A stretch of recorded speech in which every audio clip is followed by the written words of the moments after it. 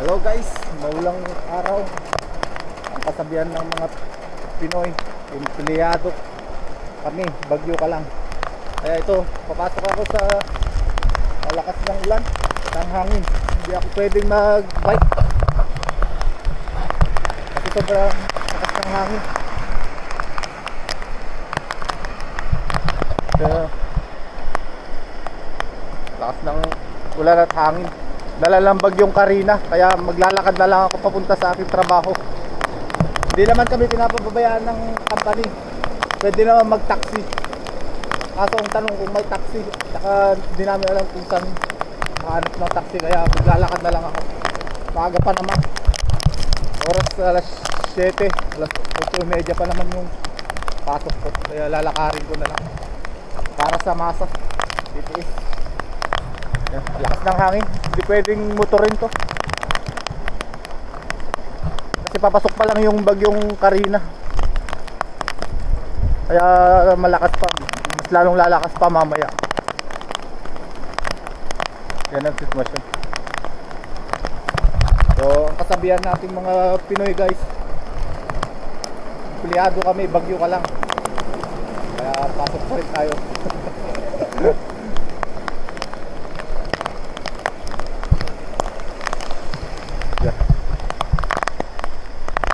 So dito sa part namin dito sa Chiayi sa Taiwan, hindi naman masyadong malakas yung bagyo. Pero sa Taipei, ang lakas ng bagyo. Pero malakas ang hangin dito.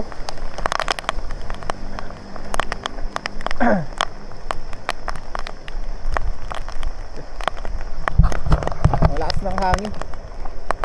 Yun yung nagpapahirap sa amin.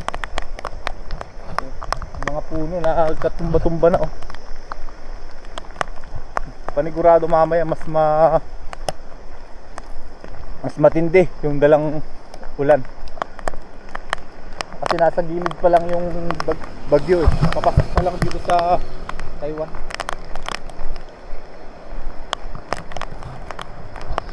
Pero kaninang gabi, alauna, malakas na yung ulan.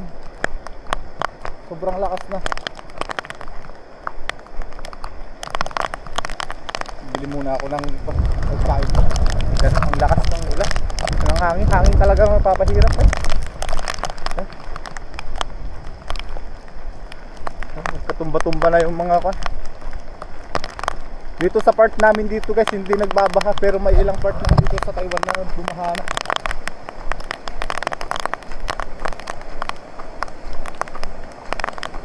Salamat sa mga kan namin, sa mga kanal namin na debarado, kaya maganda yung agos ng tubig. Yan. Hindi nagbabaha.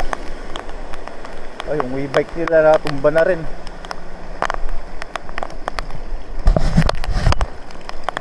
Ang lakas talaga ng hangin kagabi. Yung e-bike niya natumba na oh.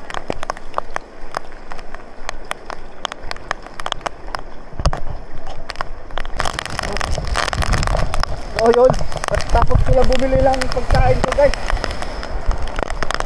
Mas lalo lang lumakas yung ulan guys, at saka yung hangin. Bali nung naglalakad lang ako kanina, parang nagpahinga lang yung bagyo. Ngayon binanata na naman, ang dilim ng paligid.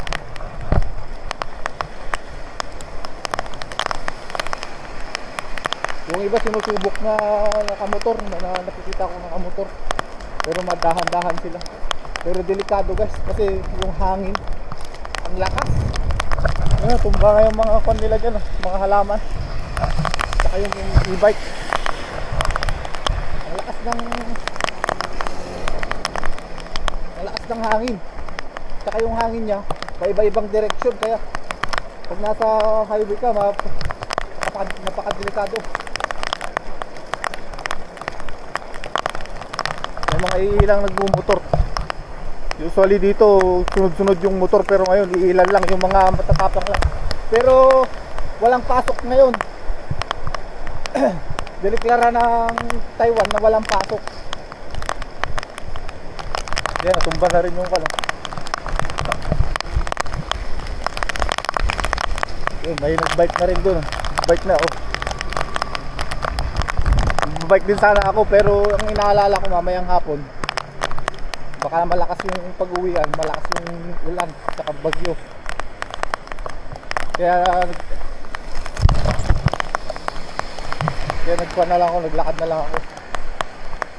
Diniklarang walang pasok ngayon dito sa Taiwan guys. Kung mga papasok, double pay. Kaya para sa akin guys, sayang din naman. Ano, masira na rin yung tarpaulin dyan. Sayang din yung pera. Malapit lang naman yung bahay ko sa trabaho, kaya lalakarin ko na lang.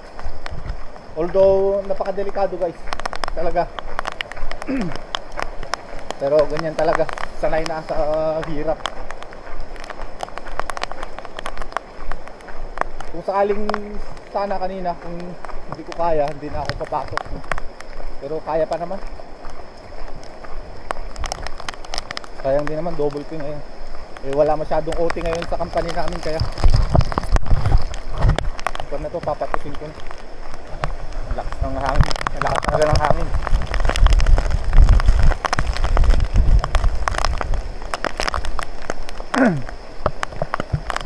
So delikado sa ilalim ng mga puno yung mga pan natin dyan sa Pilipinas. Mas malakas pa, nakita ko sa mga news.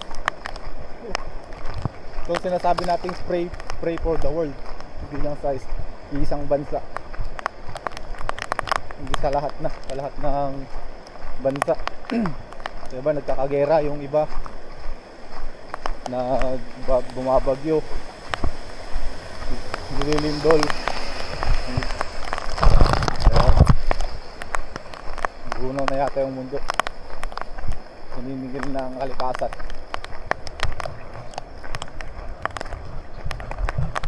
Yun, lalakad pa rin ako guys punta sa aking trabaho.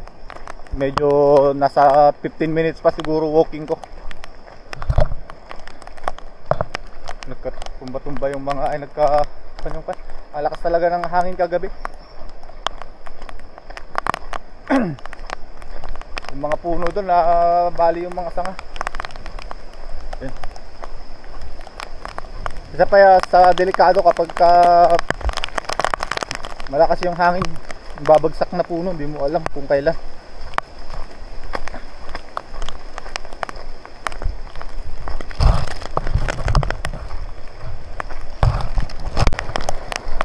Lumalakas na naman yung ulan guys. So pagka nasa pagitan ka ng mga building guys dito, hindi mo masyadong ramdam yung pananalasa ng bagyo. Pero kapag nandito ka na sa may highway, dito na ako sa highway guys, ramdam mo na yung malakas na ulan at saka hangin. Sa video hindi nyo masyadong makikita, pero kita nyo naman sa kanto at ng ulan saka hangin. Buti na lang yung mga puno dito hindi ganong masyadong kataas, hindi siya masyadong delikado. Yan. Kung malapit na ako sa company namin, doon na sa pagkalampas ng stoplight na yan, kung makikita nyo, lampas ng stoplight. So salamat Lord at nakarating ako sa aking trabaho ng matiwasay at safe na safe.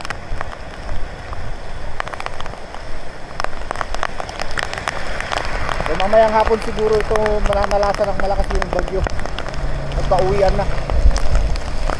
Mamayang tanghali na.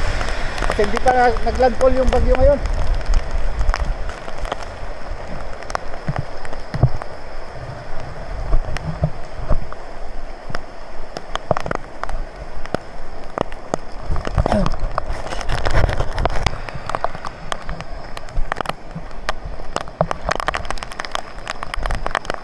Ng hangin.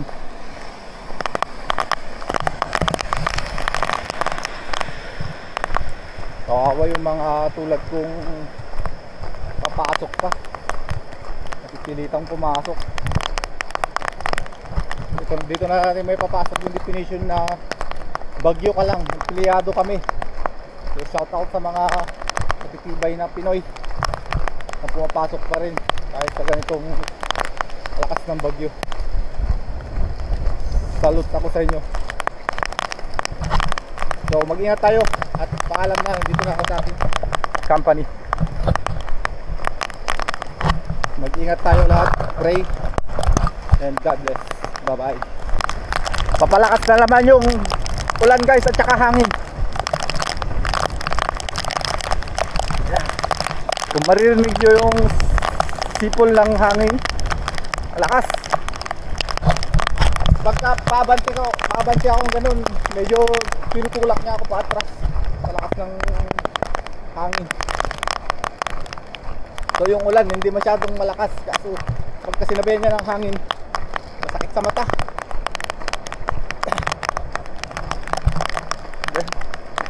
Wala lang masyadong motoristang pumasok sa trabaho. Siguro ang karamihan lang na pumasok na naman ngayon mga Pinoy.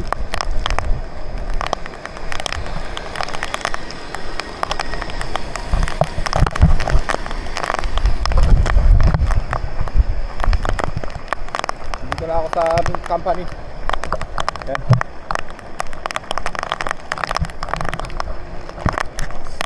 Safety first.